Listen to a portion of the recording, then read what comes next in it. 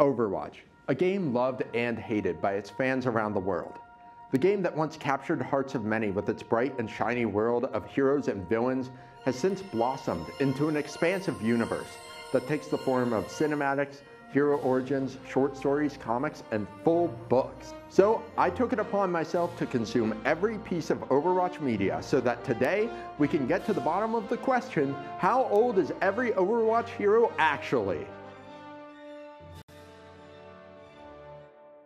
To do this, I'm approaching the ages with as much of a critical eye as possible, but for the sake of consistency, we'll be taking the dev's word as God. In the context of this video, that mainly means Michael Chu and Jeff Kaplan, and because this age list is clearly heretical, between the devs and the list, we'll be assuming that the devs know what they're talking about. That is, until we find any contradiction in what they say. To put it simply, we'll be using the mindset of a casual fan. Before we can start looking at the ages and whether they make any sense according to the canon, we need to make a timeline. You may say it cannot be done. Many have tried, yet none have done the impossible. But I say we will try. Nay, we must try. If we are to shed light upon every single mistake, every error in the timeline, we must go beyond what anyone has dared to do before us. I might have gotten a little ahead of myself. Let's start at Recall, the start of Overwatch 1. At least that's what many people would have you believe, and it does sound convincing given it was played when opening up the game every single time. According to Michael Chu, Overwatch takes place 60 years in the future, from 2014, or was it 2016? That's a conundrum. Regardless, we have a rough estimate of what years Overwatch 1 takes place, either 2074 or 2076. So to start, I looked over what others before me had done to put together a timeline. Some were good, but a bit outdated. But it wasn't until I happened upon a post from, and I'm gonna shout them out here, John is a Fool on the Overwatch subreddit, who made an astounding discovery. I'm just gonna call them John from now on. See, every map takes place at a different snapshot in time, and the devs have been very careful to not include any hard dates that confirm when everything takes place on said map. But one map in particular is the map where Null Sector's attack on Brazil takes place during the story mode of Overwatch 2. And Pariso happens to have a critical detail on an unassuming poster that John discovered is the key to understanding the year the game takes place. I was in shock. I mean, this was it. This was the holy grail everyone was searching for all this time. This poster gives us an exact date for the concert, as well as the day of the week it falls on. And the only possible way that Friday falls on the 14th of May is either 2077 or 2088. And thanks to the word of Michael Chu and Jeff Kaplan, we know that Overwatch 2, which takes place a year after Recall, must mean that Overwatch 1 is set in 2076.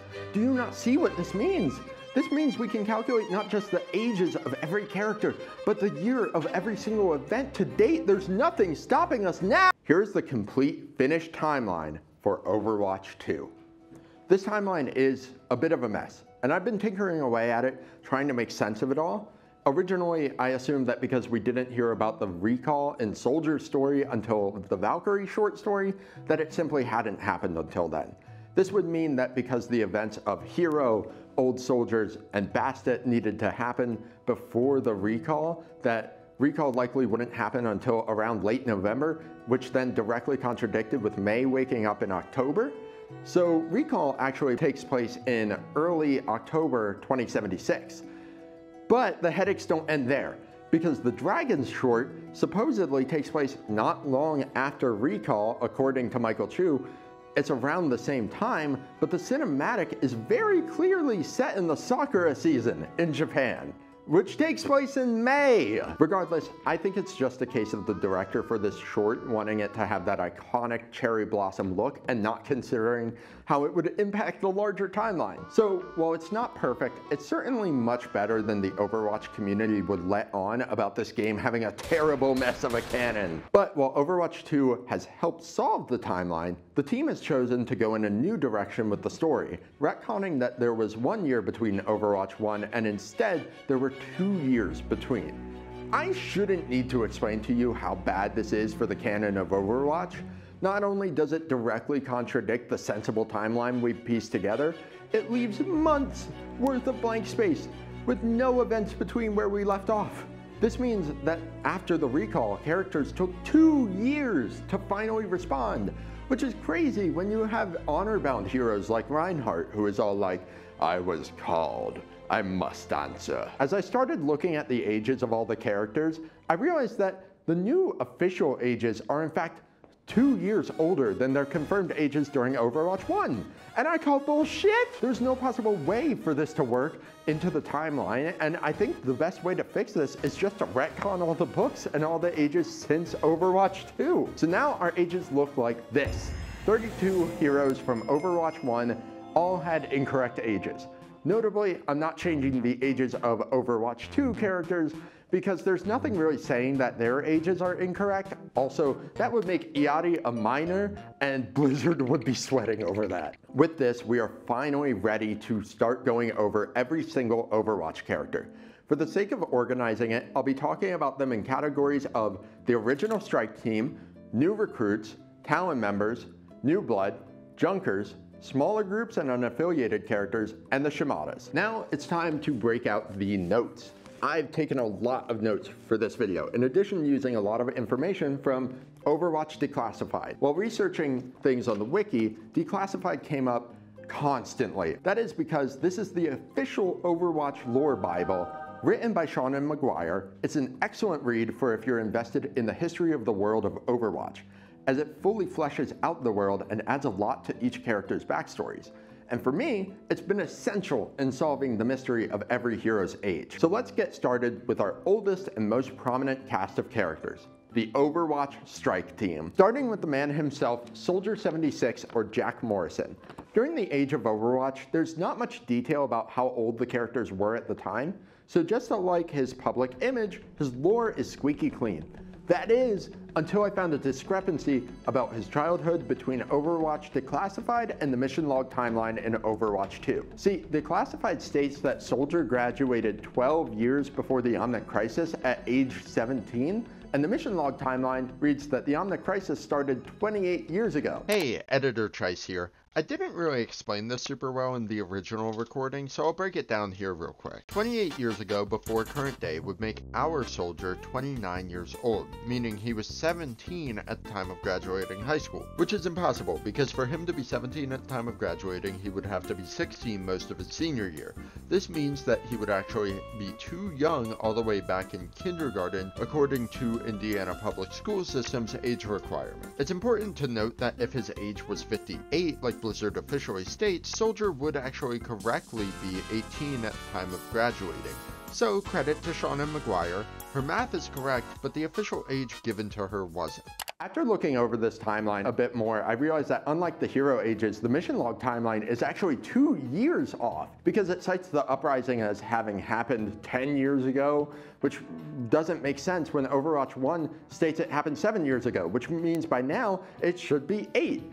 So what this means is the official date of the Omnic Crisis actually has to be shifted down 2 years later. This means that Soldier now is 19 at the time of graduating high school, which is not impossible. Regardless, for now, Jack Morrison, Overwatch's Soldier Boy, technically has a correct age.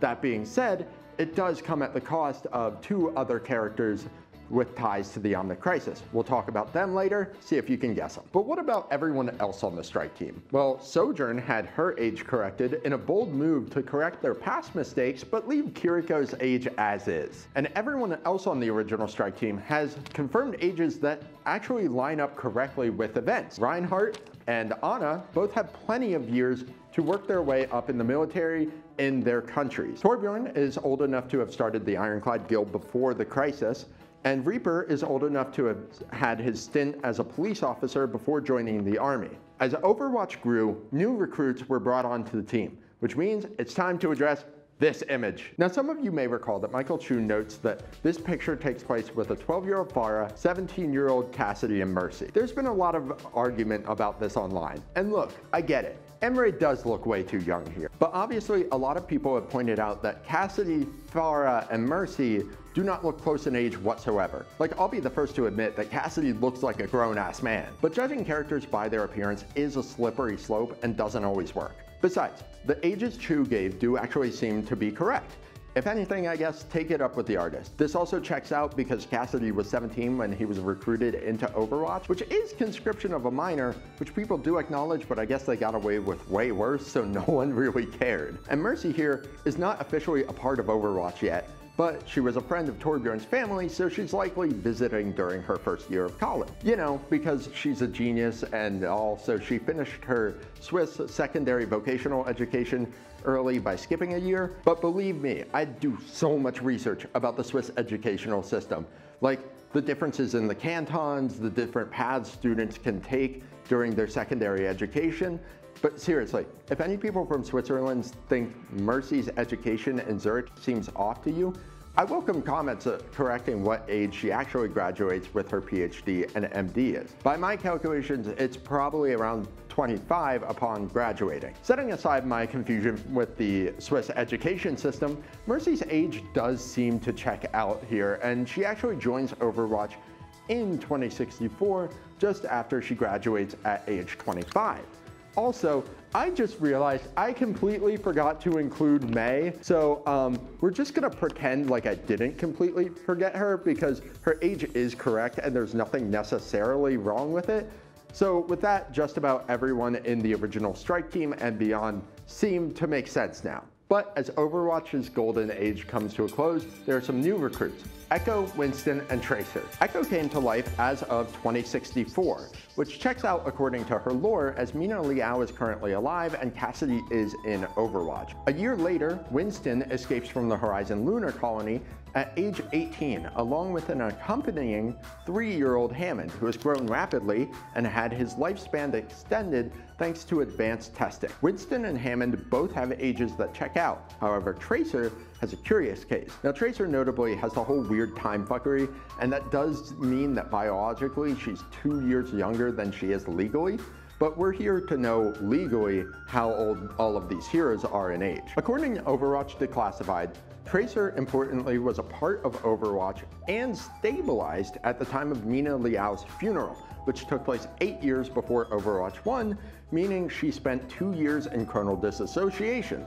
So if she was 16 at the time she had the incident in the Slipstream program, this either means that the Royal Air Force has lowered their age of conscription, or our poster girl is 2 years younger than she should be. So now, with Tracer appropriately at age 29, we've completed our look at Overwatch's original members. Now on to the up-and-coming PMC Talon. We've already covered Reaper, but the other character once affiliated with Overwatch is the wife of the now deceased Gerard Lacroix, Widowmaker. Widowmaker's lore is all very vague, since we don't know exactly what year she was kidnapped, nor the exact time she killed Gerard. It seems the two got married very early, and honestly, I think there's a lot of room for exploration of her backstory. But her age is otherwise correct. Sigma's age is obviously correct, being the oldest at 35 at the time of the crisis, with enough time to become an extremely accomplished inventor, and thanks to his dialogue with Winston, we know his experiment happened sometime after the Horizon Lunar Colony incident. As for Sombra, Moira, Doomfist, and Malga, all their ages actually check out due to there not being a whole lot of detail to their backstory that contradicts or confirms dates. So for once, Talon's operatives actually have a clean record compared to Overwatch's force. Okay, it's time for the lightning round because we've spent a lot of time on the two major groups. According to Overwatch's website, Ramattra was born at the start of the crisis, but as we talked about earlier, the year the crisis started had to be shifted down our timeline by 2 years, so he's more like 26 now, while Zenyatta was alive 5 years before the crisis, which makes sense given how he has these interactions with other characters asking him what he did for work before the crisis. And because the crisis was shifted, again, Ashe needs to be 1 year younger rather than 1 year older, because in her backstory, she was 13 at the time of the Omnic crisis. Venture, much like their skins, has no lore or affiliation to any other character, so their age is correct. And lastly, of the unaffiliated, Iati is the youngest Overwatch character, and also the character with the least interaction with any other parts of the world and lore that has been established. As for Vishkar and former Vishkar member respectively, both Symmetra and Lifeweaver have accurate ages. Except, to bend the rules here, I think I need to put an addendum onto my Overwatch 2 ages all being correct.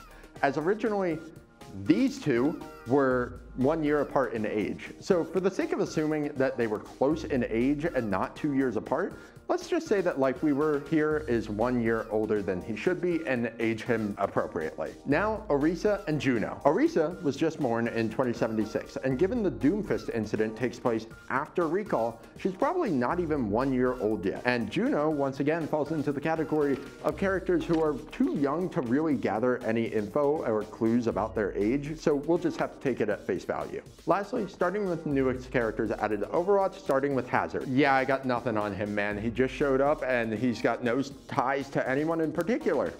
Next up, Freya. This concludes the lightning round because I'm about to yap about Freya. She's probably the most interesting character we've received lore-wise in a while. Affiliated with Overwatch, but not on the strike team. A victim to the fallout, but not a key player in the organization. And for the first time in years, we got Emre content in Overwatch media. As I'm writing this, her age has not been revealed.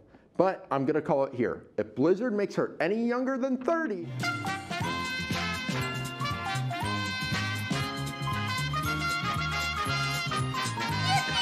now that we've covered Overwatch, Talon, and the various smaller groups of unaffiliated characters, we need to take a look at New Blood, Junkers, and the Shimada clan. New Blood is our new group of characters that are recruited to Overwatch. We know that Pharah, Lucio, and Baptiste all grew up idolizing Overwatch, and their ages check out because that's about all we have to confirm their ages with. As for Brigitte, her age was a key factor in finding out when the Operation White Dome incident happened, as it coincides with the year of her birth. And so naturally, her age is correct as well. Zarya and D.Va both don't have a very detailed backstory that tells us a whole lot about them, so they both pass. And lastly, Bastion. He truly is an anomaly, but his birth date is not. He passes. Now we need to take a look at the Junkers. Hailing from the irradiated wasteland of the Australian outback, in an abandoned Omnium, there are three main Junkers: Roadhog, Junkrat, and Junker Queen, all of whom have ties to the ALF in some way. Roadhog was old enough to remember life before the crisis and joined them. Junker Queen was born to former ALF parents, and Junkrat was just affected by the actions of the ALF. All you need to know about this group is that they blew up the Australian Omnium, which was a life-changing event that affects all of our Junkertown friends. The tricky thing is Blizzard has never given us an exact date of the event, or anything to help find out when it was. And Declassified isn't very helpful here either because it's not in a strict chronological order. And even if it is listed in order, the explosion would hypothetically take place anytime between 2054 and 2058. What we do know is that shortly after this, the ALF is disbanded. Onto the characters themselves. Junkrat is just vaguely described as having been one of the survivors of the blast and thus becoming a Junker. At what age? Who knows? And Roadhog is old enough to make sense, so for now, Junkrat and Roadhog get a not very enthusiastic, but acceptable approval. As for Junker Queen, it truly does depend on how much you want to argue. If you want to take her biography literally, you'd assume she'd be much younger, as it states that her parents are former ALF members. However, she was born in 2046, years before the Omnic crisis or the Australian Omnium blew up. A lot of the details about her backstory talk about growing up after the explosion, but that really wouldn't have been up until she was like 8 years old already. So while it's not necessarily incorrect, the phrasing makes it seem like she was born into a world after the Omnic crisis, rather than having lived through it, even if she was a child at the time. Blizzard, if you're watching, just put something in there saying that her parents joined at a young age before the ALF was disbanded and the explosion forever changed her life, because let's be real, she would have remembered that as a child. Now is the moment you've all been waiting for. Perhaps the most fishy of all the ages the devs have given us are those of the Shimadas. Now, Hanzo and Genji both seem correct on the surface, but Kiriko's age is atrocious.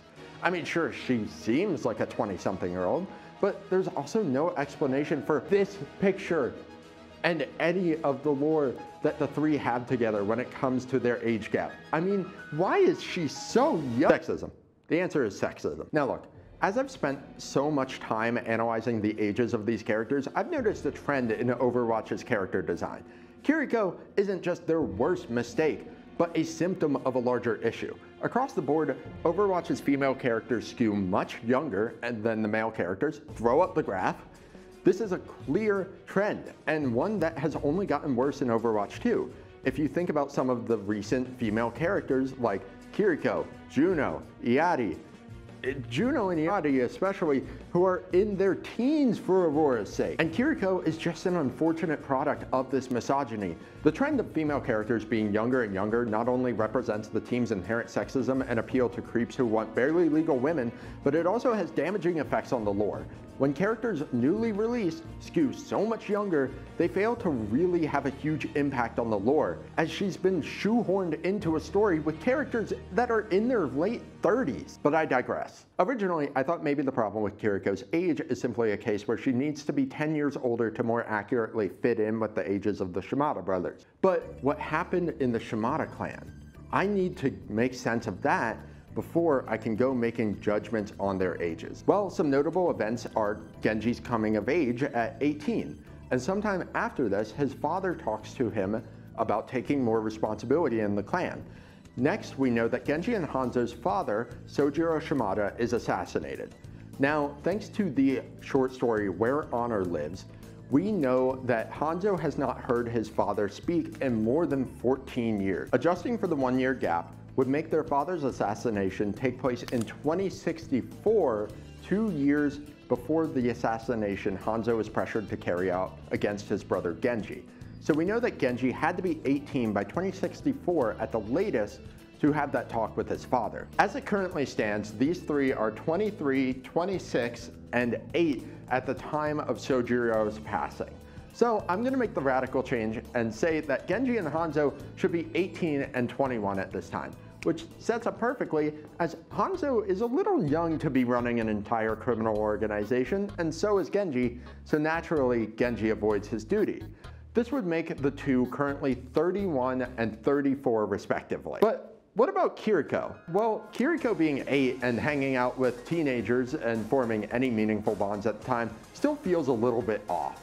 The extreme fix to this is to make her current day 29, 2 years younger than Genji, so those two are close, but Hanzo still sees her as a child as she's 5 years younger than him.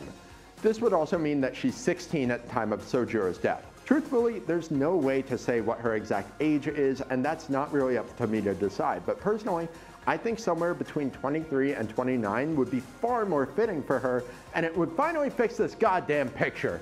I mean, seriously, over a full calendar year, and you still refuse to fix the most glaringly obvious mistake your community has yelled at you for.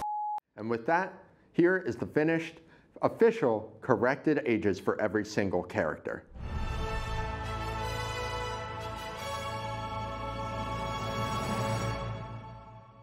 To recap, the characters we changed are Tracer, Ramattra, Ashe, Lifeweaver, Hanzo, Genji, and Kiriko. Tracer was too young to be in the RAF, Ramattra was too old to have been born during the crisis, Ashe was too old to have been 13 at the time of the crisis, Lifeweaver needed to be changed to be closer in age to Symmetra, and Hanzo, Genji, and Kiriko are a complete mess. I want to end on a quote from Michael Chu. When you make mistakes, all you can do is own up to it. This is something he said at a panel on Overwatch's lore years ago. Time and time again, the Overwatch team has failed to acknowledge their mistakes with the lore. Obviously they're listening, and I'm sure the writers have been given a challenging and stressful environment where they can't actually spend time proposing radical changes like I have here. And who knows, Blizzard may never seen this, and even if they do, they may never change anything. But hopefully this was informative and entertaining for everyone out there. This video took way longer to research than I'd like to admit, but I'm proud to have finally found the truth in all the ages. But who knows, maybe someone will come along and I'll realize that all of this was wrong. Either way, I hope you have a great day, night, wherever you are, whenever you are.